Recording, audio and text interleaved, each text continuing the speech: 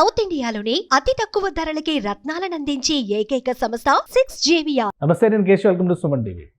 తెలుగు రాష్ట్రాలను ఇప్పుడు phone tapping వ్యవహారం ఒక కుదుపుతోంది. ఒకరు కాదు, ఇద్దరు కాదు, వందలాదిగా సెలబ్రిటీ స్టేటస్ ఉన్నవాళ్ళు, హై ప్రొఫైల్ ఉన్నటువంటి బిజినెస్ పర్సనాలిటీస్ దగ్గర నుంచి ప్రతి ఒక్కరిని ఈ ఫోన్ ట్యాపింగ్ బాధితులే అనేటువంటి విషయం ఇప్పుడు వెలుగు చూస్తుంది. ముఖ్యంగా సినిమా పరిశ్రమలో ఉన్నటువంటి వాళ్ళని కూడా టార్గెట్ చేశారు. రాజకీయ పార్టీల నాయకులకి సంబంధించినటువంటి సమాచారాన్ని ఈ ఫోన్ ట్యాపింగ్ ద్వారానే గత బీఆర్ఎస్ ప్రభుత్వం ఆధ్వర్యంలో పెద్ద ఎత్తున వెలికి తీశారనేది విచారణలో వస్తున్నటువంటి అంశాలు. ఏం జరుగుతోంది? ఒకవేళ ఫోన్ ట్యాపింగ్ వ్యవహారం కనుక సీరియస్గా తీసుకుంటే ఎలాంటి చర్యలు తీసుకునే అవకాశం ఉంది? ఈ అంశాన్ని విశ్లేషించే ప్రయత్నం చేద్దాం. మనతో పాటు AP high court advocate Muppalla Subbarao గారు ఉన్నారు. సుబ్బారావు గారు, నమస్కారం. నమస్తే. సరే, ఫోన్ ట్యాపింగ్ కేసు అనేది ఫస్ట్ కొంత ఒక ఊపు వచ్చింది రేవంత్ రెడ్డి గారు గవర్నమెంట్ వచ్చిన కొత్తలో, కానీ తర్వాత అంతా చల్లబడిపోయింది. ఇప్పుడు ఒక ఏడాది తర్వాత మళ్ళీ కాకరేగుతున్నటువంటి పరిస్థితి కనిపిస్తుంది. 650 మంది 700 మందిని ట్యాపింగ్ చేశారంటున్నారు. ఏంటి సార్ ఈ కేసులో ఉన్నటువంటి సివియారిటీ? ఇక్కడ ఒకటండి, ఆల్రెడీ ఈ ఫోన్ ట్యాపింగ్ అనేది గతంలోనే షర్మిల గారు ఓపెన్ గానే మా యొక్క ఫోన్లు ట్యాప్ అవుతూ ఉన్నాయి, మా సిబ్బందిని బెదిరిస్తా ఉన్నారని చెప్పేసి ఇది వెలుగు చూడక ముందే ఆమె ఎప్పుడో కంప్లైంట్ పెట్టింది. అవును. అలాగనే నెల్లూరుకు సంబంధించినటువంటి ఒక ఆనాటి వైఎస్ఆర్సీపీ ఎమ్మెల్యే, ప్రస్తుతం టీడీపీ ఎమ్మెల్యే అనుకోండి, ఆయన మీద కూడా నా ఫోన్ ట్యాప్ చేస్తున్నారని ఆ రోజున ఆయన చెప్పిన విషయం మనం చూసాం. ఈ రోజున వాస్తవాలు వెలుగు చూస్తా ఉన్నాయి చాలా స్పష్టంగా. ఎందుకంటే ఇది ఒక రాజకీయ ప్రత్యర్థుల మీదే పెట్టల.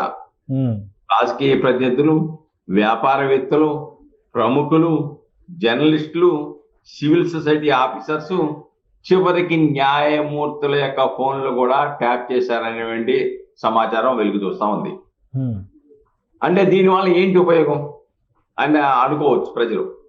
డెఫినెట్ గా దీని వలన ఆనాడు అధికారంలో ఉన్నటువంటి బీఆర్ఎస్ కానీ చాలా స్పష్టంగా అధికార ఆధిపత్యం కోసం, ప్రత్యర్థుల యొక్క ఎత్తుగడలను గుర్తించడానికి, రాజకీయంగా వాళ్ళని ఆ పైకి రాకుండా నొక్కేయటానికి, వాళ్ళతో ఎవరైతే సంబంధాలు ఉన్నాయో, ఎవరైతే అనుబంధంగా వ్యవహరిస్తున్నారో వ్యాపారవేత్తలు కానీ జర్నలిస్ట్ కానీ వాళ్ళ మీద నిఘా పెట్టిన సంఘటన మనం చూసాం.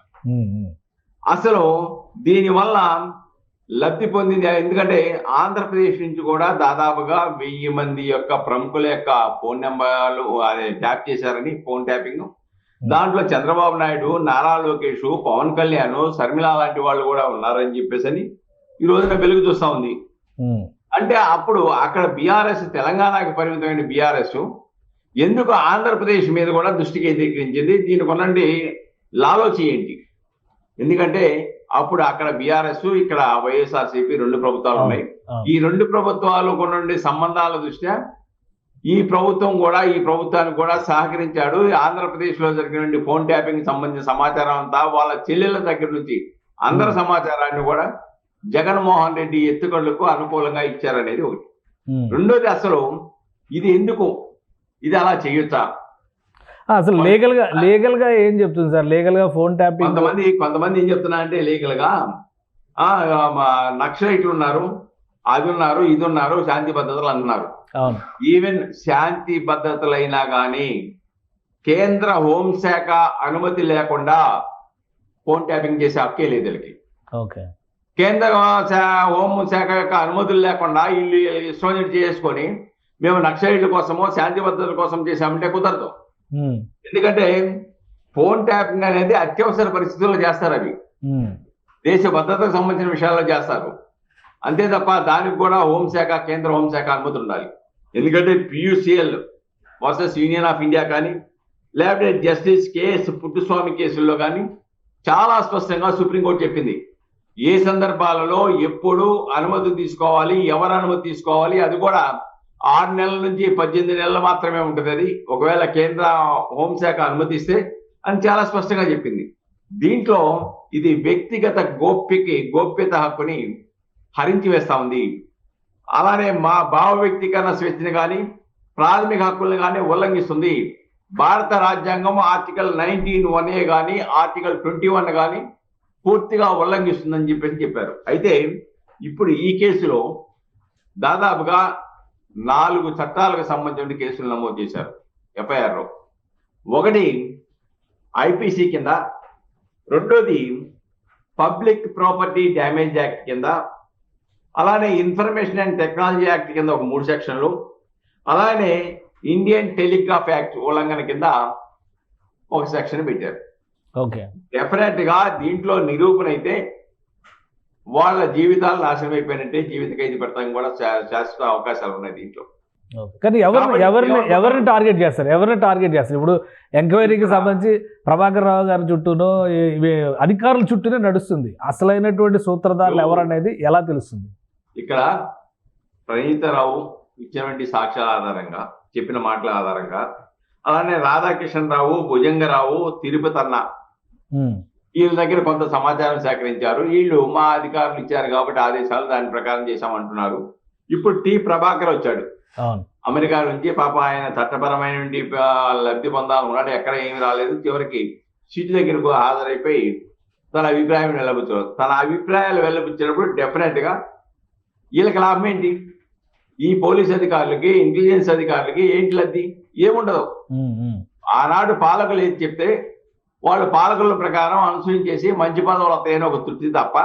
కానీ ఈ కేసులో నిందితులుగా ఉన్న అధికారులు కూడా 100 కోట్లు సంపాదించారని చెప్పని అక్రమార్జన కానీ, లేకుంటే అనుకున్న పేసులో పోస్టింగ్లు వస్తాయని కానీ, అది తప్ప రాజకీయంలో అధికారం చేపడతాము, పాలనలో భాగస్వాములు అవుతామనే తృప్తి ఉండదు వీళ్ళకి. ఇది చేయాలంటే డెఫినెట్ గా పాలకులు ఎవరైతే ఉన్నారో పాలకుల అధీనంలో ఉన్నారు కాబట్టి పాలకులు చెప్పిన దాని ప్రకారం వీళ్ళు అనుసరించాలి. అదే విషయాన్ని ప్రభాకర్ గాని మిగిలిన యొక్క అధికారులు కానీ స్పష్టం చేస్తే వాళ్ళ తలుపులు తట్టాల్సిన పరిస్థితి ఉత్పన్నం అవుతుంది. ఎందుకు ఇచ్చారు? ఏ లబ్ధి కోసం ఇచ్చారు? దీంట్లో ఏంటంటే దాదాపుగా హార్డ్ డిస్కులు కూడా ధ్వంసం చేశారు. అదే పద్ధతి మీకు గుర్తుందో లేదో, ఏదైతే ఇక్కడ ప్రభుత్వం, అక్కడ బీఆర్ఎస్ ప్రభుత్వం ఎన్నికల సందర్భంగా ఓటమి పాలవుతూ ఉందో వెంటనే ఈ ఆర్టిస్టుల్ని ఇవన్నీ కూడా ధ్వంసం చేశారు, ఆధారాలను ధ్వంసం చేశారు. అదే పద్ధతి ఆంధ్రప్రదేశ్ లో కూడా జరిగింది. చూడండి, సేమ్ ఆపరేషన్. ఇక్కడ ఓడిపోయిన వెంటనే ఆఫీసులో ఉండండి ఆర్టిస్టులు తీసుకెళ్ళడం ఇవన్నీ చేస్తే చివరికి తాళాలు వేసుకోవాల్సిన పరిస్థితి వచ్చింది కొత్త ప్రభుత్వం, ఆధారాలు పోకుండా. కాబట్టి ఆపరేషన్ అనేది అక్కడ ఇక్కడ ఒకే జరిగిందంటే వీళ్ళిద్దరి మధ్య సంబంధాలు ఏ విధంగా ఉన్నాయని చాలా స్పష్టంగా మనకు అర్థం. ఇప్పుడు రెండు రాష్ట్రాలకు సంబంధించి ముడిపడినటువంటి కేసు ఇది. కానీ ఒక స్టేట్ సిట్ ఎంక్వైరీ చేయడం వల్ల న్యాయం జరగదు. ఆల్రెడీ బీజేపీ లీడర్ అయితే ఒక డిమాండ్ చేస్తున్నారు, సిబిఐకి ఇవ్వండి కేసు అని చెప్పారు. ఎందుకు? సిబిఐ యొక్క శక్తి సామర్థ్యాలు కూడా చాలటంలా. సిబిఐ మీద కూడా మద్రాస్ హైకోర్టు కానీ సుప్రీంకోర్టు కానీ అనేక సందర్భాలలో సిబిఐ అనేది పంజరంలో చిలక లాంటిది, దీనికి స్వేచ్ఛ లేదు, స్వేచ్ఛ ఇవ్వాలని కామెంట్లు చేసిన సంఘటనలు చూసాము. జగన్మోహన్ రెడ్డి లాంటి కేసు కానీ, లేదంటే కర్ణాటకలో ఓబులాపురం మైన్లో ఉన్నటువంటి ముద్దాయిల విషయంలో కానీ, వివేకానంద రెడ్డి గారి కేసు విషయంలో కూడా వివేకానంద రెడ్డి గారు 6 సంవత్సరాలు అయిపోయినా ఇప్పటికీ ఒక కొలిక్కి రాలా. అది కూడా ఎప్పుడు వచ్చింది? ఆ కొలిక్కైనా సుప్రీంకోర్టు ఇంటర్ఫియర్ అయిపోయి మందలిచ్చి మీకు చేత కాకపోతే అధికారులను మారుస్తున్నామని చెప్పేసి అధికారులను మార్చిన తర్వాత అప్పుడు చలనం కలిగింది కోస్తా. మళ్ళా స్పీడ్ అయింది, అయిపోయింది, చూసాం కదా. కాబట్టి ఈ సిబిఐ వల్ల ఏదో స్వచ్ఛంగా అయిపోతుందని అనుకుంటే అది భ్రమగానే మిగిలిపోతుంది. ఎందుకంటే వాళ్ళు ఎక్కడున్నా సిబిఐ వాళ్ళ సిబ్బంది తక్కువ, వాళ్ళు ఆయా రాష్ట్రాల యొక్క పోలీసుల మీద ఆధారపడి వ్యవహరించాలి విచారణ సంస్థల మీద. మనం చూసాం వివేకానంద మర్డర్ కేసులో సిబిఐ వాళ్ళు హైకోర్టులో వేడుకున్నారు కదా, ఈ రాష్ట్ర ప్రభుత్వం విచారణ సంస్థలు మాకు సహకరించట్లేదు, ఈ విధంగా అయితే మీ విచారణ చేయలేమని చెప్పారు కదా. కాబట్టి ఏదైనా రాష్ట్ర ప్రభుత్వ విచారణ సంస్థల మీద బేస్ అవ్వాల్సిందే. వాళ్ళు ఎక్కడెక్కడ వాళ్ళు ఒక 4-5 వస్తారు, ఒక టీం వస్తుంది, అంత మాత్రం జనం ఈ సమాచారం అంతా గ్యాదరింగ్ చేయడం అనేది వాళ్ళ వల్ల కాని పని. కానీ ఇందులో ఒకటి బాధితులు ఇప్పుడు వీళ్ళు చెప్తున్నటువంటి లెక్క ప్రకారం ఆ స్టేట్లో ఈ స్టేట్లో కలిపి చూస్తే ఓ 1500-2000 మంది కనిపిస్తున్నారు. అసలు కీలకమైనటువంటి వాళ్ళే ఉన్నారు. బట్ బాధితుల వైపు నుంచి ఎలాంటి కంప్లైంట్లు లేకుండా, ఫిర్యాదులు లేకుండా చర్యలు తీసుకోవడానికి ఎంతవరకు అవకాశం ఉంటుంది? ఇప్పుడు ఒకటండి, ఆల్రెడీ ఇప్పుడు సిట్టు కొంతమందిని విచారణ చేస్తా ఉంది. అటు బీజేపీ వాళ్ళు లేకుంటే కాంగ్రెస్ వాళ్ళు వీళ్ళ దగ్గర గతంలో ఇచ్చిన కంప్లైంట్ ప్రాతిపదిక వాళ్ళు చెప్తున్నారు గతంలో మేము ఎంపీ పోస్ట్ ఓడిపోవడానికి కారణం ఈ బీఆర్ఎస్ యొక్క ఈ ఫోన్ ట్యాపింగ్ ప్రధానమైన కారణం అని చెప్పేసి ఆల్రెడీ పొలిటికల్ ఆరోపణలు అయితే అవ్వచ్చు, కానీ వాటి నుంచి కూడా స్పందన వస్తుంది. వాళ్ళు కూడా సిటీ దగ్గరికి వస్తున్నారు, వాళ్ళకి జరిగిన విషయాన్ని చెప్తూ ఉన్నారు. ఒక ఫిర్యాదు ఇచ్చిన తర్వాతే విచారణ జరపాలని ఎక్కడా లేదు చట్టంలో. విచారణ సంస్థలు సుమోటోగా వాళ్ళకు వచ్చిన అంశాలను విచారించే అధికారం విచారణ సంస్థలకు ఉంది. అయినప్పటికీ బాధితులు కూడా విచారణ సంస్థల దగ్గరికి వస్తా ఉన్నారు. అటు బీజేపీ కానీ ఇటు కాంగ్రెస్ వాళ్ళు కానీ వస్తూ ఉన్నారు. రేపు నాడు మిగతా జర్నలిస్టులు ఎవరెవరు ఉండొచ్చు సార్? ఇంకా మీ అంచనా ప్రకారం ఎవరెవరు ఉండొచ్చు? తెలుగుదేశం పార్టీ లీడర్స్ అందరూ చెప్తున్నారు, అందరి పేర్లు ఇక్కడ రాజకీయ సినిమా యాక్టర్ల పేర్లు కూడా చాలా వస్తున్నాయి సార్. అది ఎక్కువ పబ్లిక్ అటెన్షన్ వస్తుంది. ఇప్పుడు రాజకీయ లబ్ధి కోసం, రాజకీయ అధికారం పొందడం కోసం ఈ యొక్క ఫోన్ ట్యాపింగ్ ద్వారా సమాచారాలని వాళ్ళు ఏం చేస్తున్నారు, ఏ ఎత్తుగడలు వేస్తున్నారు, ఏ విధంగా నడుస్తూ ఉన్నారు, వాళ్ళని ఎక్కడ దెబ్బకొట్టాలని చర్చాం కదా ఇది. దాంట్లో అప్పుడు ఆ యొక్క ప్రతిపక్షంలో ఉన్నటువంటి వాళ్ళకి ఏ సినిమా యాక్టర్లు సహకరిస్తా ఉన్నారు, ఏ మీడియా సహకరిస్తా ఉంది, ఏ జర్నలిస్టులు సహకరిస్తా ఉన్నారు, లేకపోతే ఏ వ్యాపారవేత్తలు సహకరిస్తా ఉన్నారు, ఏ ఇండస్ట్రియలిస్ట్ సహకరిస్తా ఉన్నారు, ఏ న్యాయమూర్తులు సహకరిస్తున్నారు అనే దిశలో వీళ్ళు చట్టవిరుద్ధంగా ఫోన్లు ట్యాపింగ్ చేసి ఆ సమాచారాన్ని ఆయా ప్రభుత్వాలకి, ఆంధ్రప్రదేశ్ కనుక ఈ 1000 మంది చూస్తే ఆంధ్రప్రదేశ్ ప్రభుత్వం జగన్మోహన్ రెడ్డి ప్రభుత్వానికి అందజేయడం, అయా మీరు ఆ ప్రత్యర్థుల్ని అనంతరానికి ఏం చేయాలో ఇదిగో ఈ ఎత్తుగోలు చేసుకోండి, ఇదిగో మీకు సమాచారం ఇస్తున్నామని వీళ్ళకి ఇవ్వడం. ఇక్కడ ఈ అధికారులు లేకుంటే ఈ ప్రభాకర్ లేకపోతే మిగిలిన వాళ్ళు ఆంధ్రప్రదేశ్ యొక్క నుండి ప్రముఖుల యొక్క ఫోన్లను రాజకీయ నాయకులు, ప్రతిపక్ష నాయకుల యొక్క ఫోన్లు ఎందుకు ట్యాప్ చేశారు, ఎవరు చెబితే ట్యాప్ చేశారు, ఆ దిశలో ఇప్పుడు విచారణ జరగబోతా ఉంది. డెఫినెట్ గా విచారణ సంస్థలు పలానా వారి వల్ల చేశాము, పలానా వాళ్ళు చేశారు అని అంటే డెఫినెట్ గా వాళ్ళకి నోటీసులు ఇవ్వాలి, విచారించాలి. దీంట్లో ఎబిటార్స్ కింద ఈ నేరాన్ని ప్రోత్సహించిన వ్యక్తులుగా, ప్రభావితం చేసిన వ్యక్తులుగా, చేయడానికి కారకులైన వ్యక్తులుగా వాళ్ళని కూడా దీంట్లో ముద్దాయిలుగా అరెస్ట్ చేయడానికి అవకాశాలు ఉన్నాయనేది సుస్పష్టంగా మనం ఇక్కడ అంటే లీడర్స్ బీఆర్ఎస్ అధ్యక్షులుగా అనిపిస్తున్నారు ఒకవైపు, అటువైపు వైఎస్ఆర్సీపీ అధ్యక్షులుగా అనిపిస్తున్నారు. ఇప్పుడు పొలిటికల్ లీడర్స్ని అరెస్ట్ చేసేటువంటి సాహసం, సిట్ చేసేటువంటి అవకాశం ఉంటుందా? అన్లెస్ ఏదన్నా కాంక్రీట్ ప్రూఫ్ లేకుండా ఎవరో ఒకరు చెప్పినటువంటి అనుమానాలని ఆధారంగా చేసుకుని చెప్పొచ్చా? ఇక్కడ ఒకటండి, కొంతవరకు ఏంటంటే ఎవరైతే చేశారో వాళ్ళు రెడ్ హ్యాండెడ్గా దొరికిపోయారు అంటే అధికారులే రికార్డెడ్గా దొరుకుతారు. ఎబిట్మెంట్కి కావాల్సిన టెక్నికల్ ఎవిడెన్స్ రావాల్సి వస్తుంది. అది గూగుల్ టేక్అవుట్ ద్వారా తీసుకుంటారా, లేకపోతే కాల్ డేటా రికార్డ్ ద్వారా తీసుకుంటారా, లేకపోతే టవర్ లొకేషన్ పరిధిలో తీసుకుంటారా, ఏ ప్రాతిపదికగా టెక్నికల్ ఎవిడెన్స్ ప్రాతిపదికగా వాళ్ళు సమాచారం. ఎందుకంటే వివేకానంద రెడ్డి మర్డర్ కేసులో కూడా అవినాష్ రెడ్డి, భాస్కర్ రెడ్డి వీళ్ళు ఎలా వచ్చారు? On the basis of the technical evidence వచ్చారు. టెక్నికల్ ఎవిడెన్స్ ని విచారణలో ఉపయోగిస్తున్నారు, కానీ న్యాయస్థానాలు ఒక ఎవిడెన్స్ గా కన్సిడర్ చేస్తున్నాయి, ఆ చేయట్లేదు అనేటువంటి ఒక విమర్శ వస్తుంది. ఇప్పుడు టెక్నికల్ ఎప్పుడైతే మారినటువంటి ఎవిడెన్స్ యాక్ట్ కానీ, ఐటీ యాక్ట్ కానీ డెఫినెట్ గా కొత్త చట్టాల ప్రకారం, కొత్త చట్టాల పరిధిలో చాలా టెక్నికల్ ఎవిడెన్స్ కి చాలా ప్రాముఖ్యత ఉన్నది. కాకపోతే దాంట్లో ఏదైనా కానీ సమాచారం కనుక టెక్నికల్ లో హార్డ్ డిస్క్ లో ఉందనుకోండి, హార్డ్ డిస్క్ లో చేసుకున్నప్పుడు 65B అని గత ఎవిడెన్స్ యాక్ట్ లో దాని ప్రకారం సర్టిఫికేట్ పెట్టాలి. ఫలానా ఈ కంప్యూటర్ హార్డ్ డిస్క్ నుంచి ఇది సిడీలో కాపీ చేశాము అని ఎక్స్పర్ట్ ఒక సర్టిఫికేట్ ఇస్తే ఆటోమేటిక్ గా దాన్ని ఎవిడెన్స్ గా కన్సిడర్ చేస్తాం. సో దాని ఆధారంగా శిక్షలు ఎట్లా ఉండదు సార్? మీరు జీవిత ఖైదు దాకా వెళ్ళొచ్చు అని చెప్పారు. ఒకవేళ నిజంగా దాంట్లో ప్రైమేసీ ఎవిడెన్స్ ఉందని చెప్పేసి నిర్ధారణిస్తే న్యాయ వ్యవస్థ డెఫినెట్ గా శిక్షలు వేస్తుంది. ఎబిటార్స్ అనేది రికార్డెడ్ గా దొరకరు, ఎప్పుడు టెక్నికల్ ఎవిడెన్స్ లో దొరకాలి తప్ప సర్కమ్స్టాన్షియల్ ఎవిడెన్స్ ని బేస్ చేసుకొని ఈ యొక్క కన్విక్షన్ అనేది వస్తుంది. దీంట్లో రెడ్ హ్యాండెడ్ గా అఫీషియల్స్ దొరికారు. ఈ అఫీషియల్స్ న్యాయస్థానం కూడా ఆలోచిస్తుంది కదా, ఈ అఫీషియల్స్ వీళ్ళకు ఉన్నటువంటి రాజకీయంగా కావాల్సిన లబ్ధి ఏంటి, ఏం లేదు. కాబట్టి ఆనాడు అధికారంలో ఉన్న వాళ్ళు ఏంటి, వీళ్ళు ఎవరి కింద ఎవరి ఆధీనంలో పనిచేస్తా ఉన్నారు, వీళ్ళకి ఏ విధమైనటువంటి ఒత్తిడి వచ్చింది, ఇవన్నీ కూడా పరిశీలిస్తారు. సర్కమ్స్టాన్షియల్ ఎవిడెన్స్ ను కూడా పరిగణలో తీసుకుంటారు.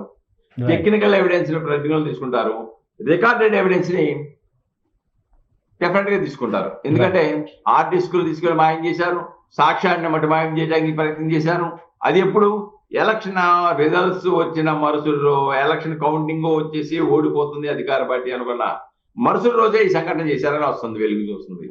కాబట్టి అంతే ఏంటి, అధికార పార్టీ పోయింది కాబట్టి, అధికార పార్టీ మనల్ని తప్పు చేయమంది కాబట్టి, తప్పు చేశాం కాబట్టి ఆధారం లేకుండా చేద్దామనే కదా.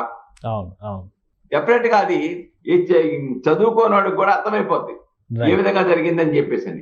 డెఫినెట్ గా పాలక పార్టీల యొక్క పాత్ర లేకుండా విచారణ సంస్థలు ఫోన్ ట్యాపింగ్ చేస్తాయనుకోవడం అసలు దానికి అర్థమే లేదు. అలా ఊహ కూడా అందనటువంటి అంశం అది, ఒకవేళ అలా ఆలోచిస్తే. కాబట్టి డెఫినెట్ గా దీంట్లో ఆనాటి పాలకులు దీంట్లో ముద్దాయిలుగా వస్తారనేది మనకు వచ్చే సమాచారం బట్టి తెలుస్తా ఉంది. అది ఆంధ్రప్రదేశ్ గవర్నమెంట్ రావచ్చు, తెలంగాణ గవర్నమెంట్ ఆనాడు పరిపాలన ఉన్న గవర్నమెంట్ రావచ్చు. ఇక్కడ తేలాల్సింది ఏంటంటే రేపు వెలుగు చూసేది ప్రభాకర్ చెప్పేదాని ప్రకారం వెలుగు చూసేసి ఆంధ్రప్రదేశ్ లో ఉన్నటువంటి ఈ ప్రముఖుల యొక్క ఫోన్ నెంబర్లు ఎవరు ట్యాప్ చేయమన్నారు, దానికి ప్రధాన లక్ష్యం ఏంటి, ఏ టార్గెట్ గా మీరు రికార్డ్ చేశారు, ఇవన్నీ కూడా. ఎందుకంటే అందరిని కూర్చోబెట్టి అడుగుతున్నారు ఇప్పుడు. పోలీస్ అధికారులని ఎవరైతే ముద్దాయిలుగా ఉన్నారో ఇప్పటి వరకు 4 అరెస్ట్ చేశారు. ప్రభాకర్ 5వ వాడు అవుతాడు, ఇతను కూడా అరెస్ట్ చేస్తారు సమాచారం రాబట్టిన తర్వాత.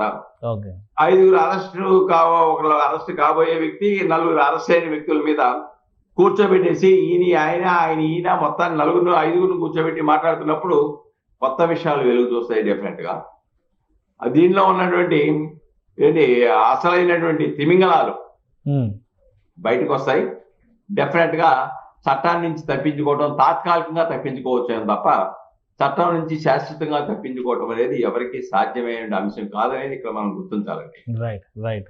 థ్యాంక్ యూ సార్ విశ్లేషణ అందించినందుకు. ఇది ఫోన్ ట్యాపింగ్ వ్యవహారాల్లో 2 రాష్ట్రాలకి సంబంధించి చాలామంది ప్రముఖులు ముఖ్యంగా విపక్ష నాయకుల్ని టార్గెట్ చేసి అప్పుడు అధికారంలో ఉన్నటువంటి రాజకీయ పార్టీలు, ఆ పార్టీల నాయకులు అనేది స్పష్టంగా కనిపిస్తుంది. అందరినీ కూర్చోబెట్టి విచారణ జరుపుతున్నటువంటి నేపథ్యంలో కేసులో ఉన్న సివియారిటీ, టెక్నికల్ ఎవిడెన్సెస్ని కన్సిడర్ చేస్తే జీవిత ఖైదు దాకా శిక్షలు విధించే అవకాశం ఉన్నటువంటి నేరాలు ఇందులో ఉన్నాయని సుబ్బారావు గారు విశ్లేషిస్తున్నారు. ఇది special discussion. Keep watching. Suman టీవీలో మీ పర్సనల్ అండ్ బిజినెస్ ప్రమోషన్స్ కోసం కింది నెంబర్కి కాంటాక్ట్ చేయండి.